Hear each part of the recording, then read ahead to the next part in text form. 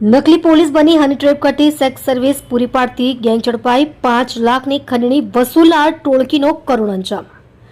સુરતના પોસ્ટરાતા પાલેપોઈન્ટ વિસ્તારમાં હની ટ્રેપ ગેંગનો આતંક સામે આવ્યો છે। ભોગ બનનાર વ્યક્તિને પ્રેમ જાળમાં ફસાવી અને ત્યારબાદ નકલી પોલીસ બની લાખો રૂપિયા પડાવતી ગેંગના 5 સભ્યોને સુરત પોલીસે ઝડપી પાડ્યા છે। આ ટોળકીમાં 3 પુરુષો અને 2 મહિલાઓનો સમાવેશ થાય છે। હની ટ્રેપ ગેંગનો આતંક સામે આવ્યો છે। આ ગેંગ અત્યંત વ્યવસ્થિત રીતે પોતાનું નેટવર્ક ચલાવતી હતી।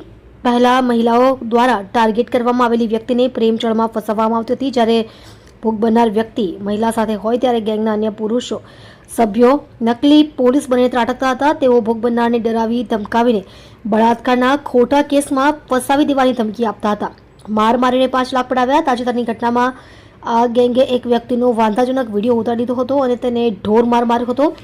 બદનામીના ડર અને પોલીસ કેસની બીક બતાવી આ ગેંગે ભોગ બનનાર પાસેથી 5 લાખ રૂપિયા પડાવી લીધા હતા। જો કે ભોગ બનનારે હિંમત દાખવી પોલીસનો સંપર્ક કરતા સમગ્ર મામલો સામે આવ્યો।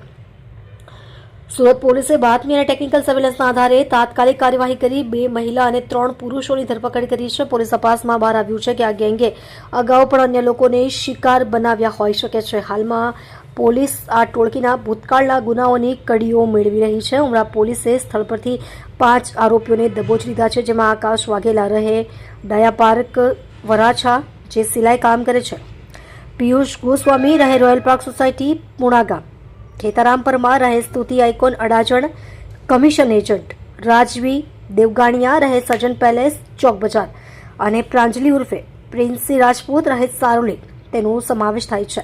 આ આખી ગેંગનો માસ્ટર માઇન્ડ રમેશ પાલ હાલ પોલીસ પકડથી દૂર છે। તેને વોન્ટેડ જાહેર કરી પોલીસે શોધખોળ તેજ કરી છે।